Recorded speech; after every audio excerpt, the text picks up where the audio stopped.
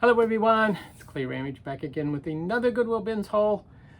Today I went kind of spontaneously. I woke up and said, oh, let's go to the bins today. It's not my normal day to go. Usually I go on Mondays. So it's Wednesday and I decided to go. And we did find some stuff. Kind of excited about a couple of things. So let's just get into the haul. If you're new to the channel, welcome. I do a lot of reselling of the items that I find. Some we keep for personal use, but most of them I put up for sale either at an antique store called the Pink Elephant in downtown Hopkins, Minnesota, where I have a booth, or on eBay, and occasionally I do a flea market or stuff like that. So let's just hop into it. Today it is not as good as the last time I went as far as the selection, but we did find some fun stuff. Like I found this this bar of Don Maximo detergent, and extra gigantic. Actually, it's gigante. And I can't read it. Oh, must be in. It looks like it's in Spanish. Yeah.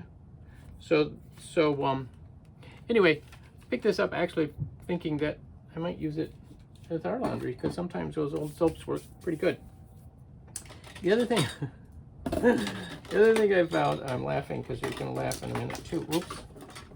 I found some sunglasses. Again, I sell these down to Pink Elephant for like $5, unless they're something special. But these are they're foster grants, so they're not bad. But then I found this pair of glasses. Let's see how well it shows up. They're eyeball glasses. This is the kind of novelty stuff that I like selling down at the Pink Elephant.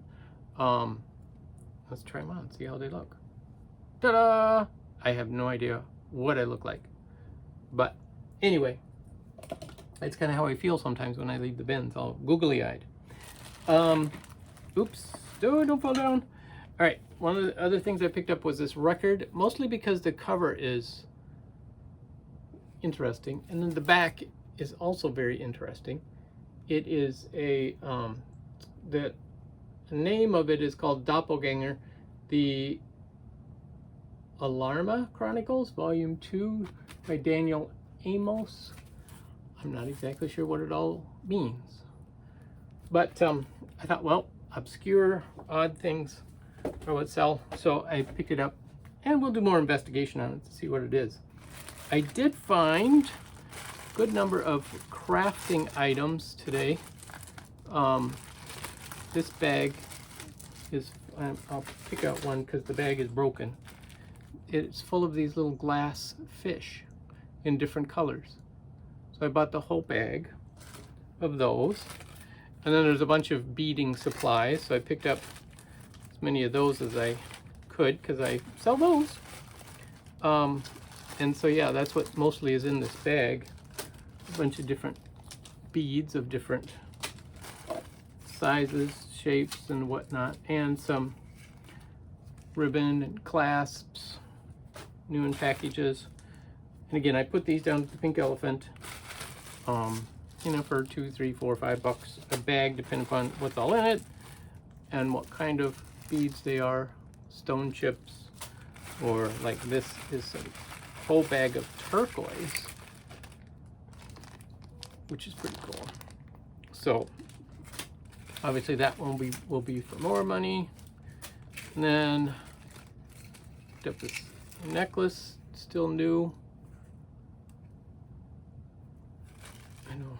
What does it say? Oh, somebody bought it from Kohl's. Color. So it looks like they never wore it. And let's see. And then there's some more beads. Some more pink beads, more fish in here, and then I found this chain. And then there's a bag of a few little pieces of jewelry, so I grabbed that. And a couple of these earrings. So just, see if I can hold them up. Flower earrings. And then there's, I'm not sure what that's all about. Oh, there. All right, now we got it. And that earring, there's a set of those. And then there's a set of these. Again, none of these are of any significance. But I put them in, you know, my jewelry jars and sell them. So for the 10 cents or whatever it cost me for these little guys, they fill up a jar and sell it for $20 to $25. So, and they sell quickly, and it's not much work. So we do that. And yes, and this, it's a penguin, pelican, not penguin, pelican. It's a Schleich pelican. And I thought, how often do you see those? So I had to grab that. And then there's some more craft stuff like copper links. This one is mostly just large beads, decorative items, some metal chains, stuff like that. So again, that'll go in there. I'm saving the thing that I'm kind of most excited about, but not sure what it is. So you guys will have to help me. I did find a flower frog, a nice glass one. You know, nice deep one too. So found a couple thread spools, nice vintage ones. These are really light and they're tapered, so those are cool. And then, all right, I'm gonna have to rearrange a little stuff here. All right, and then I also found this. This is a baby cup, probably quadruple plate, silver plate. But I see tons of them all the time with just baby. But this one I picked up because on the back side of it, and it's hard to see because it's so tarnished, but there's a little scene engraved in here. It's a wonderful little scene of some rabbits and a child playing what looks to be like a lute, with a bird and a tree. It's just really quaint and cute, so I had to get that. So for 25 cents. Then I bought this Fire King loaf pan. Part of the reason I bought it is because it has this beautiful design on it. Again, these are not anything exciting, but I paid 50 cents for it, you know, and it's probably $5 to $10. So it has a little bit of value. All right, and then this is the item. I'm not sure exactly what it is, other than you can see it's Mickey, obviously. It's a Christmas tree, obviously. Here's where it gets weird. Okay, it's got a strap. It's got a strap. It's got a warning right on it. It says, do not place around neck. Okay, so if you're gonna wear it, you have to just do it around your shoulder like that, obviously. Choking hazard if you put it around your neck. And it does open. So my first thought was, oh, it's a purse. But then when I looked inside, it's got bars on the bottom. That wouldn't be very good for a purse. And then it is battery powered and it does work. So there's the lights lit up. Push the button again. It's kind of hard to see. But then it flashes. And yeah, you can see some of the lights are flashing now. So is this I saw some items like this that they called a food and beverage holder that you could walk around Walt Disney World with, you know, as part of the advertising, but it wasn't a Christmas tree. It didn't have Mickey with it. So I am quite puzzled about this. Pleasantly puzzled, because I do think it's going to have some value, especially with it being Mickey. And it is marked on the bottom. And the company that made it is the Whirly Drink Works, which they do a lot of Disney, you know, drinkware. So I think it does have something to do with that, but it's so unique that I'm like, oh, I don't know. And then the last thing is some books. I'll quickly walk through these. I'm a sucker for theatrical books. This is the actual theater score for A Case of Springtime. So it's got all the lines. And I think somebody, you know, when they, probably a high school, put this on, and then the cast members signed the cover of it, which I thought was really cool. So I'll put that down at the Pink Elephant. Here's a book The Damned, it's called, by MacDonald.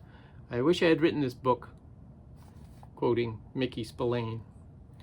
So, I guess it's supposed to be a good book. I couldn't even find comps on it, so I don't know about that one. Tales of the Alhambra.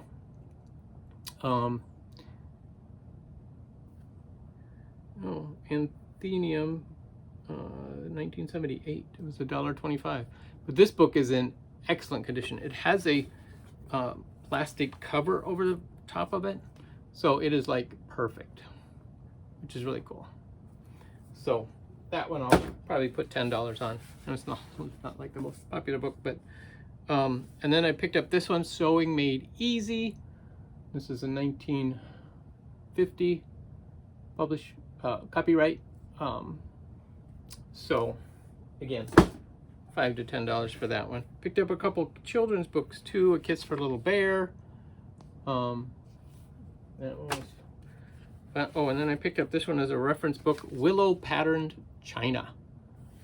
So, talks all about the different willow pattern china and their marks and all that stuff. So that'll be a great reference book. And then The Terrible Thing That Happened at Our House. Another little book. This one actually sells for like 10 bucks each. The cover is a little dirty, so I'll clean that up, but the interior is like excellent shape. And then this one, Frog Went A-Courtin', and it's by John Langstaff. Now, what's interesting is, if you look at the listings on these, there's one listed for $150. What?